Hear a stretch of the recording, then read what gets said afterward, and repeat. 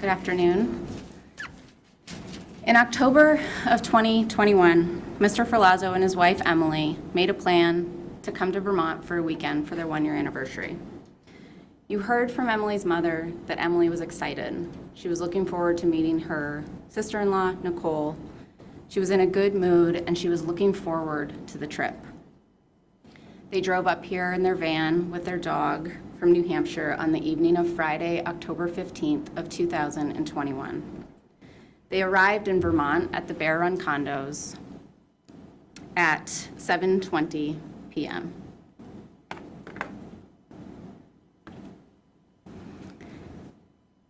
They parked at a condo complex on Bear Run in Bolton. They met with Nicole for about 15 minutes out in the parking lot inside the van with a plan for Mr. Ferlazzo and Emily to meet them inside the Airbnb to catch up, watch Netflix, and hang out. But they never did. And we know that Emily sent her last Facebook message to her family at 8:13 p.m. We know that Mr. Ferlazzo sent a text message to his sister Nicole inside the Airbnb at 9:39 p.m. Hey, we're gonna take the night to rest, smiley face. You still drink coffee? We'll see you tomorrow morning. Shortly after, Emily's last location data from her Facebook is logged as 10:14 p.m. Instead of going inside and spending time with his sister, Mr. Ferlazzo and Emily argued. They argued because Mr. Ferlazzo had brought Emily on their one-year anniversary to the very same condo complex that his ex-wife lived. They argued because Mr. Ferlazzo seemed to believe that he didn't have any obligations to be monogamous with his wife, be faithful to her, and she told him she was done. She told him she did not want to be with him, that she could not do it anymore, and that she wanted to leave. And 1 minute after midnight, Mr. Ferlazzo turns off his phone. Done arguing, Emily laid down in bed while Mr. Ferlazzo stayed up and stewed. He became enraged at Emily while she lay in bed scrolling on her phone with her head on her pillow. Mr. Ferlazzo sat on the couch thinking, planning. For what he told police was 5 to 10 minutes. For at least 5 minutes, Mr. Ferlazzo sits on the couch and stews.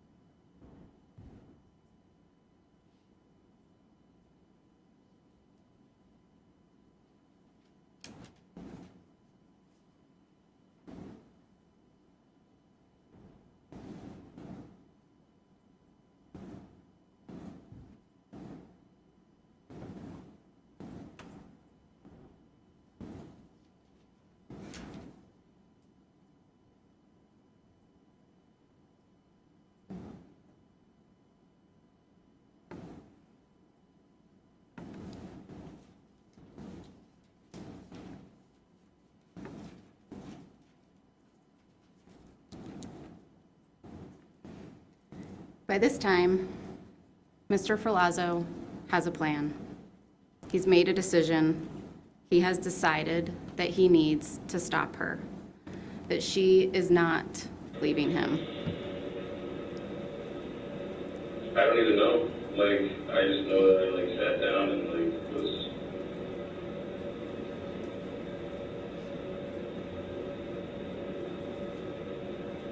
I don't know, something inside my head, just I remember feeling really warm, and I remember feeling blurry, and I don't know, something inside me said enough is enough. Something inside of him said, enough is enough. But instead of walking away from Emily, going into his sister's Airbnb, out of the van, instead he executes his plan. He got up from the couch, he went to the closet, he grabbed this Glock 19 with this silencer. He walked over to the bed. Emily's head was resting on this pillow. He picked up this throw pillow from the couch. He jumped onto the bed. He put this throw pillow over her face, and he shot her once and twice, directly into the left side of her head, killing her. Both of those bullets exited her skull on the right side of her head and came to rest inside the very pillow that her head was laying on. When you jumped on her, did she say anything to you? Something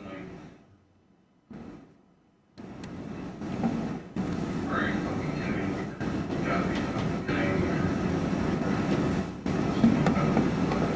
And then, what was her reaction to you?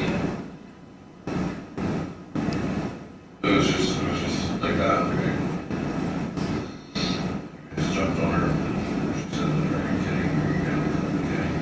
Something like that. Did she try to fight you or anything like that? And how long did you have to wait?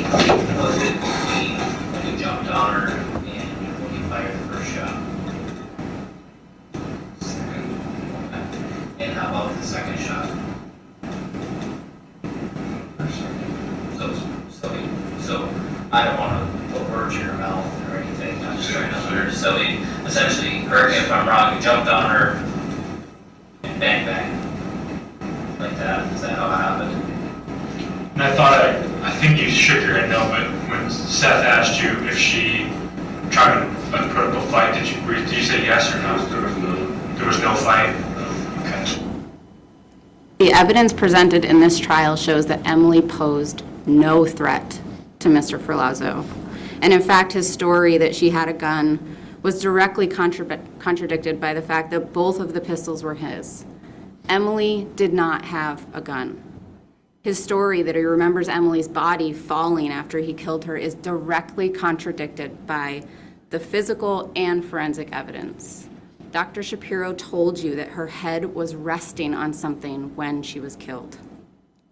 And immediately after killing her, rather than calling 911, any police agency, his ex-wife, or his sister, who was just yards away from him, Mr. Ferlazzo instead shuts off Emily's phone because, in his words, quote, he wasn't going to use it and she wasn't going to use it. After he shut off her phone, Mr. Ferlazzo puts a Market Basket shopping bag over Emily's head, tied a garbage bag around her neck, used his 6-foot, 200-pound body to carry her 5'1", 130-pound body into the shower. He bagged up this bloody pillow, he bagged up this red throw pillow, he bagged up this bloody pillowcase, this bloody sheet, He then put her shoes, her glasses, her wallet, and her phone in a plastic grocery bag, but was careful to keep her ID. He put new sheets, a new blanket, and new pillows on the bed, and he turns his phone back on at 1:35 a.m. Then he turns it off at 2:10 and back on at 3:39 a.m. Then he gets back in the very bed he just killed his wife in. And just a few hours later at 7:48 a.m., while his wife's body is in his shower, he texts his sister, "I can't sleep. Any interest in going for breakfast?" And even makes a recommendation on where to go. "Maxie's has really good breakfast, exclamation point. I just French pressed some coffee. Have you had coffee yet?" And off they go to Maxie's, where Mr. Ferlazzo has eggs and a mimosa. Then he drives his van from Bolton to St. Albans, parks the van on the property of his best friend. And rather than telling them that Emily's in the van, that he killed her, that he had to kill her, he tells them she took off. And then he sets up shop and starts to give his sister a tattoo. But not before sending Emily's phone a text message. "Whatever, exclamation point and angry face. I'm gonna spend time with Nikki while I can, exclamation point. Call me." And 3 hours later, he finishes his sister's tattoo. And an hour after that, he goes out to eat again, this time at Twig's, a gastropub in St. Albans. He eats dinner, he has drinks, and he gets a ride back to the Lang residence, and he again sleeps in the van with Emily's body still in the shower. And the next day, he goes out to Burlington with his sister, he gets coffee, and again, he goes out to eat. And again, he says nothing to Nicole about what he did to Emily. And after gallivanting around downtown, he heads back to St. Albans, and on his way, he stops at Hannaford to buy bleach. Because despite him continuing with his life as if nothing has happened, he does have a mess to clean up.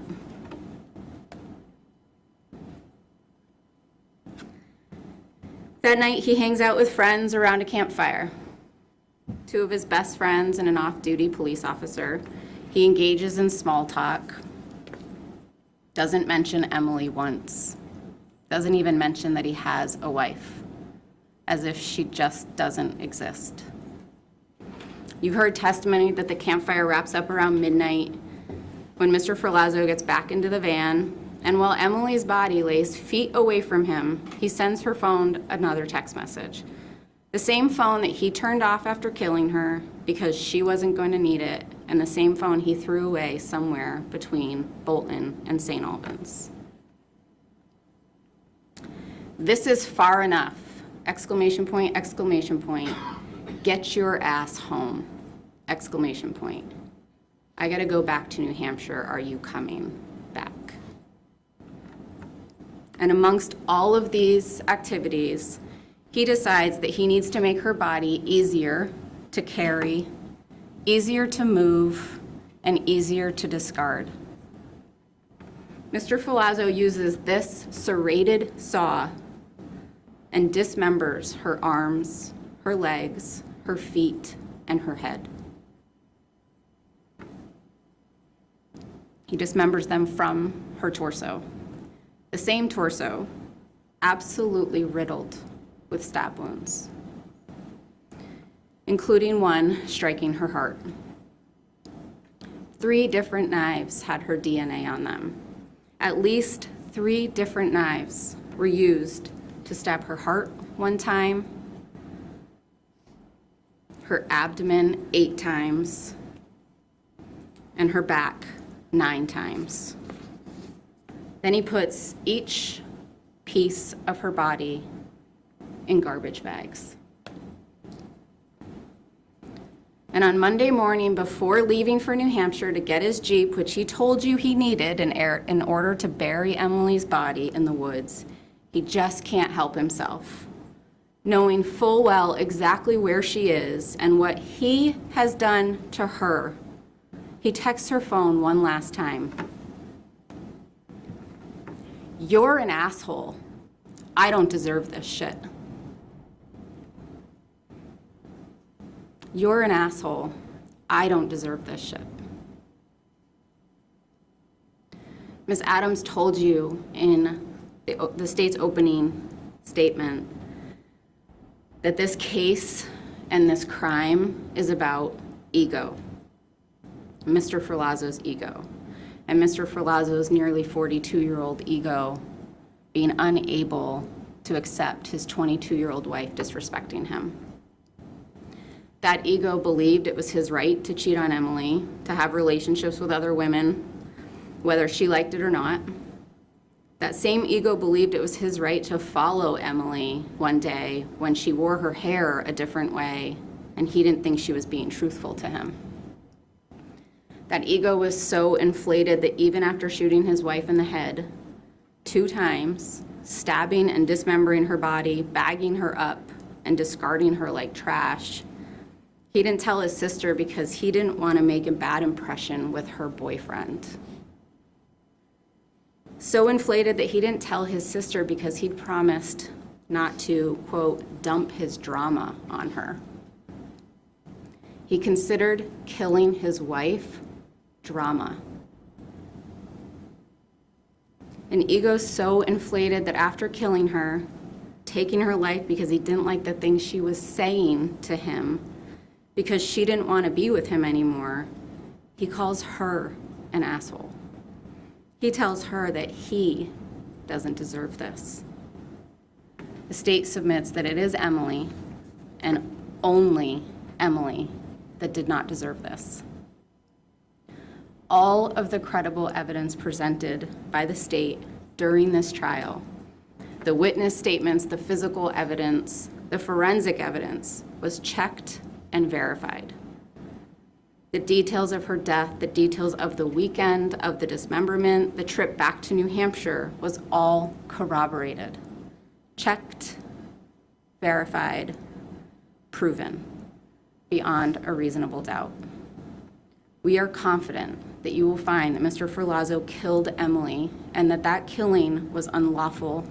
There was no legal justification for it. It was willful.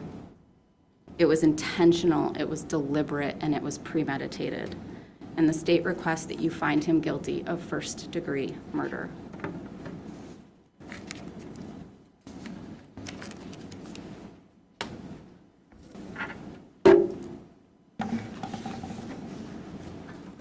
Ms. Jantz. Thank you, Judge. I do plan to move this puppy in because this is in my way.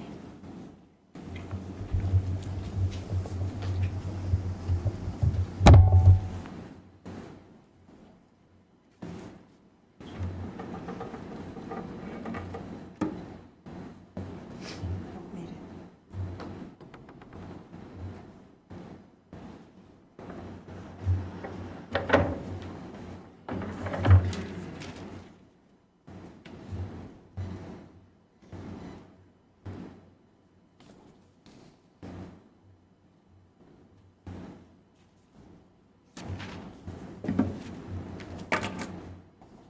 What I say to you now and what Attorney George just said to you is not evidence. We're just giving you our spin on what we hope that you will conclude after your deliberations. It's up to you and only you to decide what the evidence shows. Not what I say, not what she said. You are the finders of fact, not us. There's been some conflicting evidence in this case. Some undisputed evidence. You've seen the video of what Mr. Ferlazzo, Joseph, told the police on the day he was arrested and detained. You know that in that video, and as he told you yesterday, he hadn't slept for multiple days, he hadn't eaten. He says multiple times, my mind is scrambled, I'm not thinking clearly. But there is a roughly 2.5 hour recorded statement of what he tells the police happened. One of your jobs is going to be to decide if that was the whole story. If he was able, because of lack of sleep, the events that had transpired over the weekend prevented him from being clear and rational. You heard him tell you yesterday he has no memory whatsoever of that interview. None. He said it was like watching himself if he'd been at a party and been blackout drunk. He's seen that video, I think, 3 times now.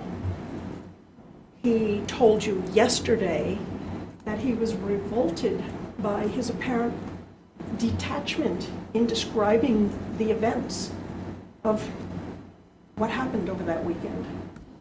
And you saw him on multiple occasions express emotion in talking and thinking and remembering what happened.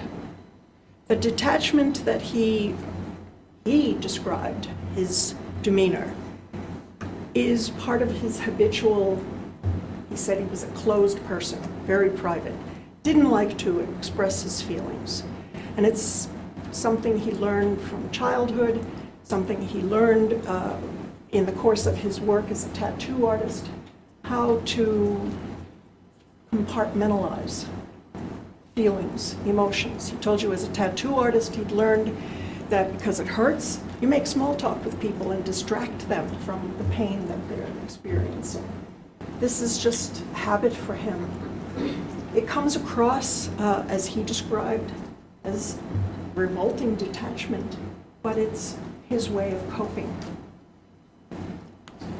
What he told you yesterday is not what he told the police.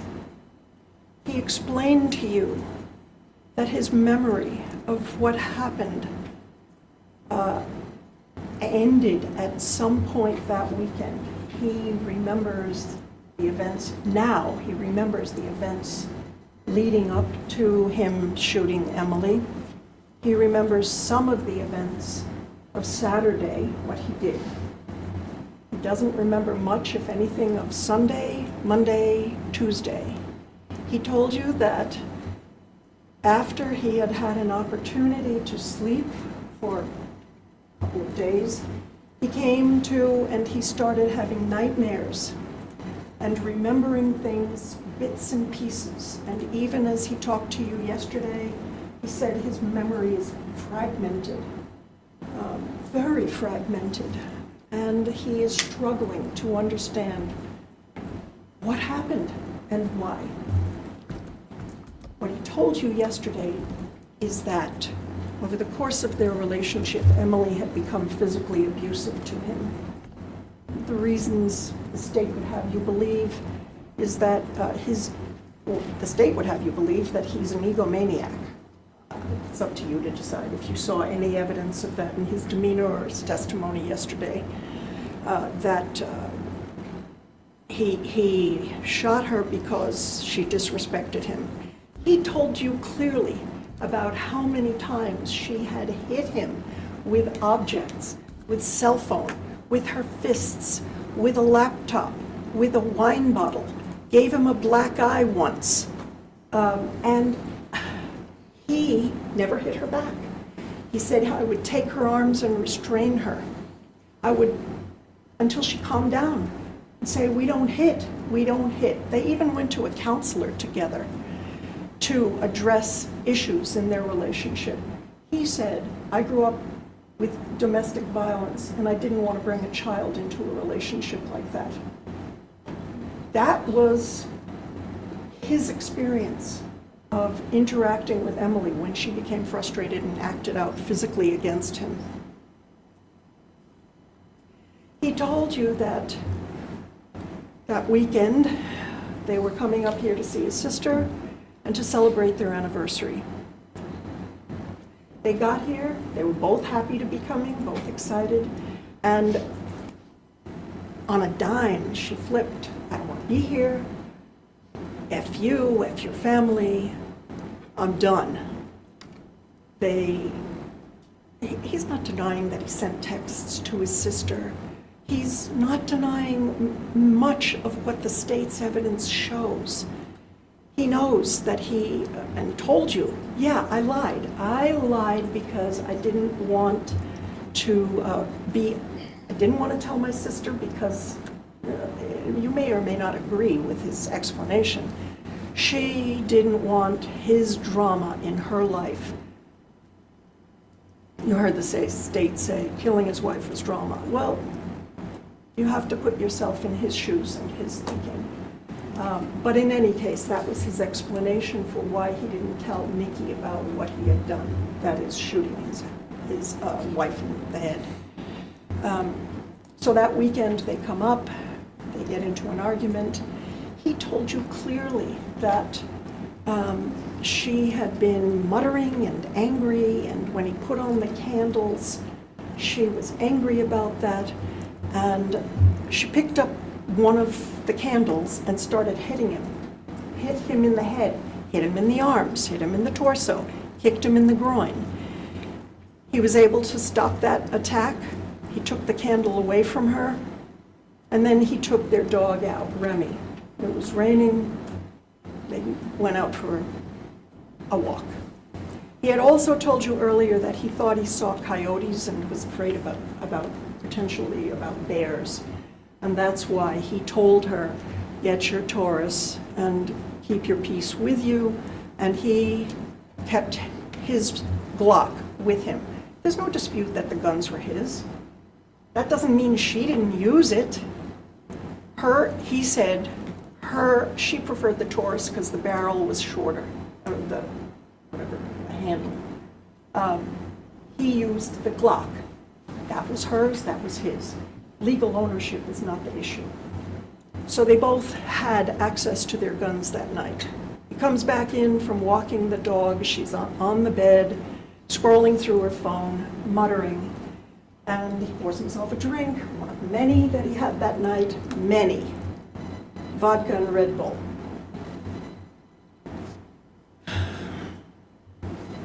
At some point, so he dries the dog off, dries himself off, and at some point decides, okay, now I'm going to get into bed. In order to do that, he has to climb across Emily. Emily says something, fuck you, something like that. He picks up the red pillow, which was right on the little couch they had next to the bed, and this pillow. Swats her in the head with it. She turns to him and says, that's it, you're dead. That's it, you're dead. She elbows him in the groin. I had that backwards. First she elbowed him in the groin. Then he picked up the pillow and swatted her. Then he saw, and she said, that's it, you're dead. He saw her start to pick up the gun and shoot him. And you heard him tell you, I was terrified. I knew she was going to shoot me. That was his belief based on circumstances of that evening, what she said to him, the history of their relationship. He truly believed that she was going to shoot him and that he had to shoot her with the Glock that was already in his hand in order to save his own life. That's what he told you yesterday. It's not what he told the police, but that's what he now remembers happening. He also told you, I felt a wave. This he did tell the police. I felt a wave come over me. I was hot. I couldn't take it anymore. I felt blurry, loss of focus. All of that contributed to his decision, and was a decision to shoot her. Then what? Then what happens? Well, he has some memory of sitting beside her body. He's told you a couple of times, I was talking to her at various points over the next couple of days. This is a man who was somewhat, if not heavily intoxicated, also smoking marijuana, just experienced a trauma, and is grasping, what do I do now? What do I do? When he talked to you about this, you saw him break down and become emotional and cry. This is not someone who is a cold-blooded murderer. He cared about his wife. You heard him describe their early relationship as euphoric and magnetic. He was in love with her. He kept telling her, this is not how we treat each other. You don't hit people. But on this night, he truly believed that she was going to shoot him. And that's why he shot her. So over the course of the rest of that night and into Saturday, he made attempts to prevent anyone knowing what had happened to Emily. He doesn't deny sending some of those texts. Some of them he doesn't remember. Some of them he does.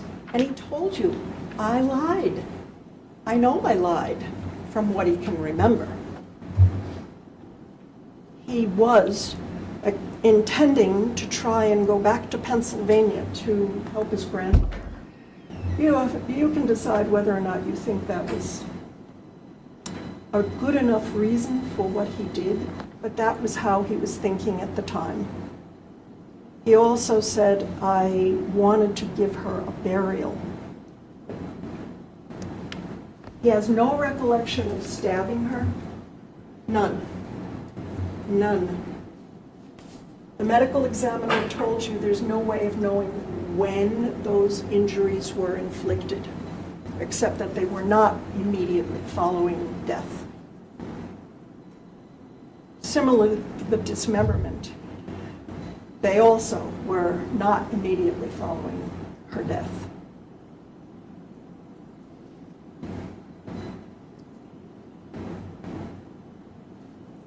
This is not an easy case because on the one hand you have verifiable evidence of what happened,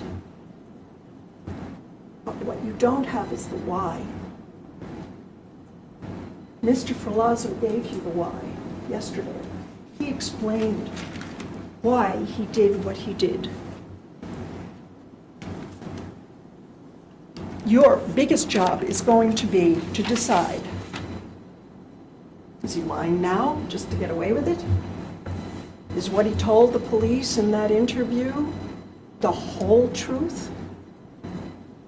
He told you he has only partial memory of the events that followed, and he admits, I shot her. He knows, he's admitting that. That's not what this case is about. This case is about why did he shoot her?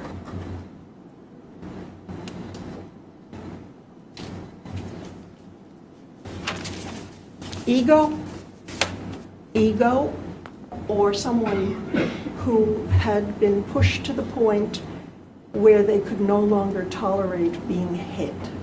And I know, he's big and a man, 20 years older. She was a little girl. You heard him tell you that she hit him and hurt him each time. She hit him with a bottle, hit him in the head with a wine bottle, hit him in the head with a big Yankee candle. That hurts. You can do that however small, or the discrepancy in your size. And he didn't hit her back. Not once.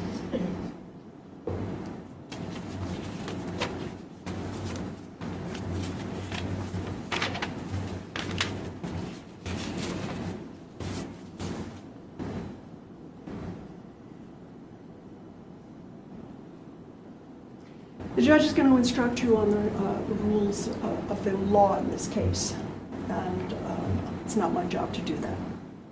Your job is to assess what you heard him say yesterday, how he appeared, what you think about whether he's lying or not. That's your job. I don't envy you because I think it's a hard job, but that's what you will be asked to do. What do you believe is the truth? What he told you yesterday or what he said to the police? I think that you will find him not guilty of first-degree murder and acquit him on the grounds of self-defense. Thank you. Ms. George, do you have a final summation?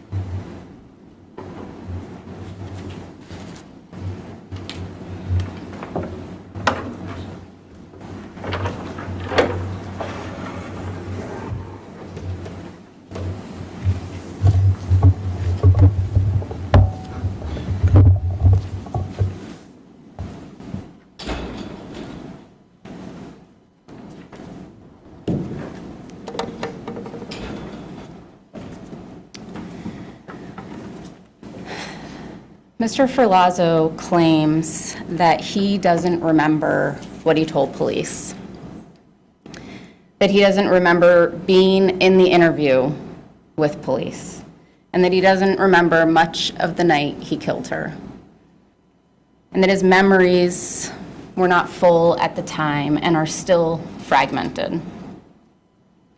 Luckily for Mr. Ferlazzo and for all of us, every single word that Mr. Ferlazzo said to the police about what happened to Emily was recorded.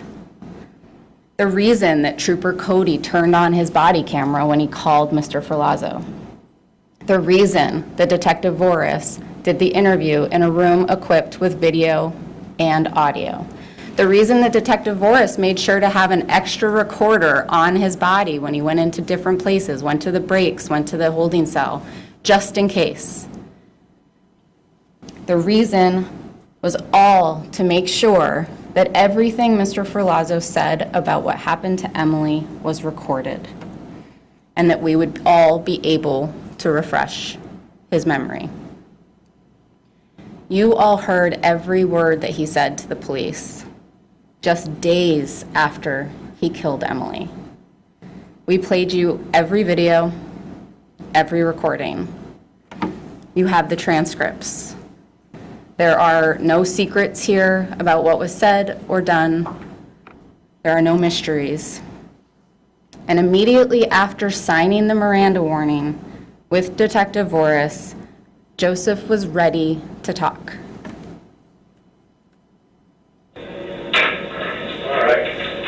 So Joe, is it fair to say that you have an idea of what we want to talk about? Yeah. All right. Can you? I'm here to talk to you. Like, you don't have to be around the bush. Okay. I'm sure you already talked to Spencer. I fucked up. Like I said, like, I had a fucking lapse. And did something that I can't undo. So here we are. And less than 2 minutes after that,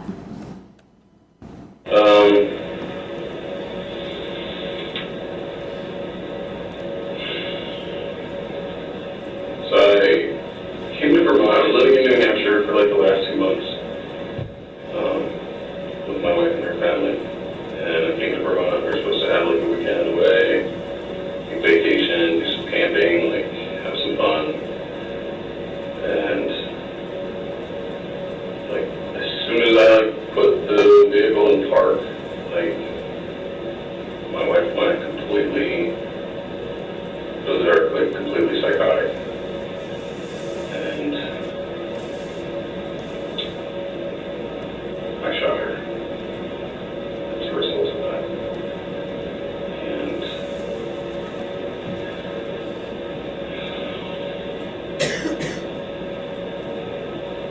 now here we are. So, All right. Can you? Where did that happen? Bolton, Vermont.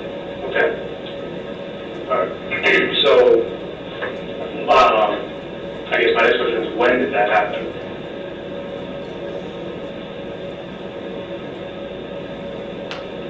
Saturday. Do you know about what time? Saturday evening?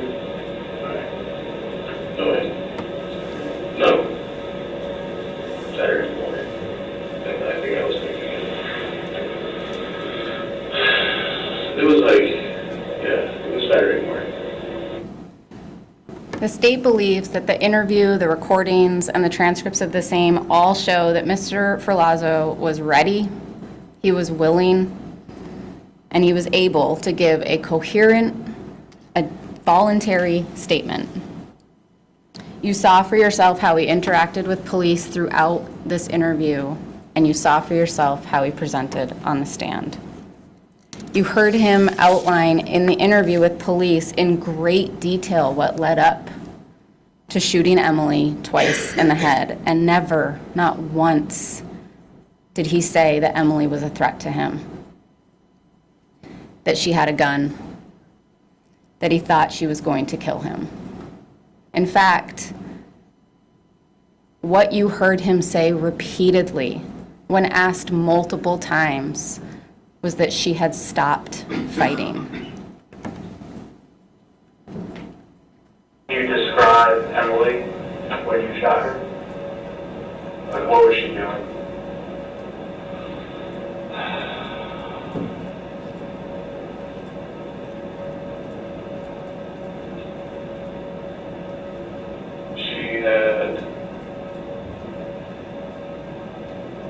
She had stopped fighting, and she had gone and laid down, and then jumped on top of her.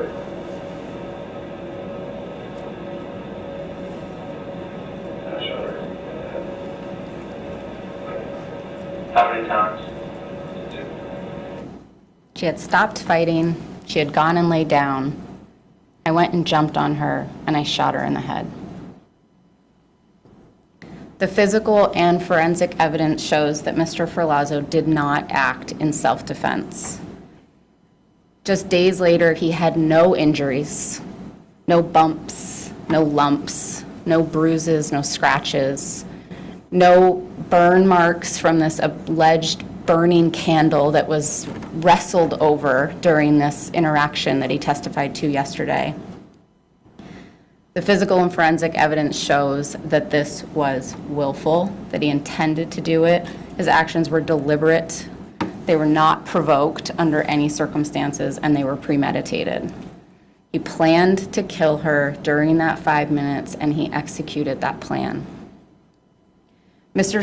Ferlazzo's statement to police is detailed, it's thoughtful, it's thorough. At times, you see him correct himself if he gets a detail wrong. He goes out of his way to correct it with police. He's given opportunities to warm up, to sleep, to eat, to drink, to smoke. He was given numerous breaks. He had time to contemplate and correct inaccuracies, fill in the details when police asked for them. And while this was while she was in bed, where were you when it was Oh, he's sitting right here on this little couch. I right touch on that. Sure. And I think we had asked where the Glock was currently, but where did you get it from? That was in the closet. Where's the closet? This is the closet. Okay. I was on the couch. Okay.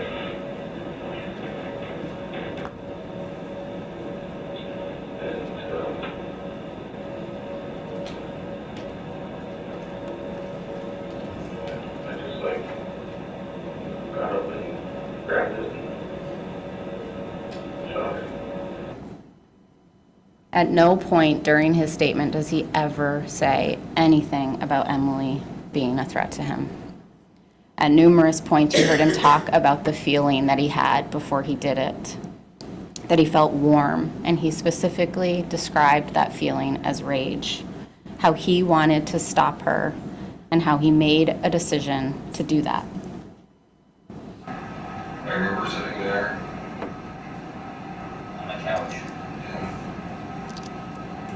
trying to like, it was raining.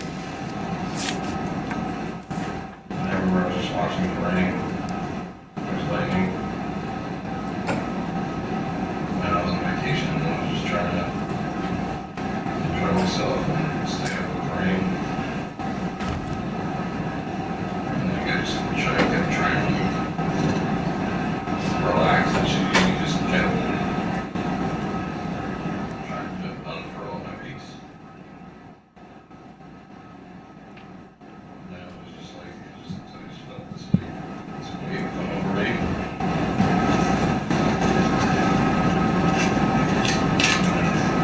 Yeah, it was like, What did that make you feel like? You talked about before, like you felt like a warm sensation in your body. I think it was loss of focus,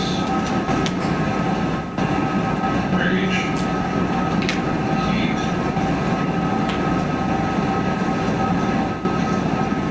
Were you feeling angry, or were you feeling sad, or how were you feeling? I felt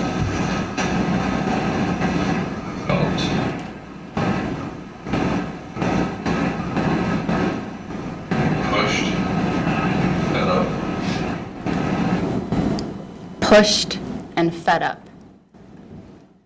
In defense counsel's arguments, they said that it will be up to you to determine whether or not Mr. Ferlazzo on the stand yesterday was telling the truth or if he was lying to get away with it. Making up a story now to get away with it. That will be up for you to decide. But the state would just highlight that Mr. Ferlazzo testified to a history of abuse, being assaulted by Emily numerous times, having black eyes, bumps, bruises. But not a single witness got on the stand during this trial and corroborated any of that. No friends that they lived with or hung out with saw any of this alleged abuse. Nobody saw these bruises. The only witness that got on the stand and testified to seeing bruises was Adrienne Bass, Emily's mother, who testified that Emily had bruises on her, who said that Joseph was taunting Emily while they were driving once, so much so, and poking at her, so much so that Adrienne feared for their safety. Adrienne told you that at that New Year's Eve event, Emily called her on the phone and she had locked herself in a bathroom, and Adrienne could hear Mr. Ferlazzo yelling at her on the other side. That's the evidence that you heard. Further, again, Mr. Ferlazzo testified that Emily had a gun, a detail never mentioned until this trial. The detail that Mr. Ferlazzo now says he left out of his interview with police, the reason, the why he killed Emily, arguably the most important detail for a self-defense claim, the most important detail that most people would have led with, is now the detail that he wants you to believe over everything else. He wants you to believe that detail so much that you acquit him of this crime. But not so important that he didn't tell his sister, he didn't tell his best friend, he didn't tell the police. Specifically, he didn't tell Trooper Cody, he didn't tell Detective Voris, he didn't tell Detective Richardson, he didn't tell Detective Truex, he didn't tell Detective Nolan. A detail so important that he only knows this detail exists because it came to him in flashbacks. This is not a flashback. This is not a merry-go-round. This is reality. And in reality, there is not a single piece of evidence to corroborate this one detail. The truth in this case is not complicated. The truth is simple. I fucked up. I made a mess. I cleaned it up. I fucked up. I made a mess. I cleaned it up. We believe that the evidence shows beyond a reasonable doubt that Mr. Ferlazzo killed Emily and that he did so willfully, that he did so intentionally, that he did not do so in self-defense, that it was deliberate and it was premeditated. We ask that you find him guilty of first-degree murder. Judge, may we approach, please?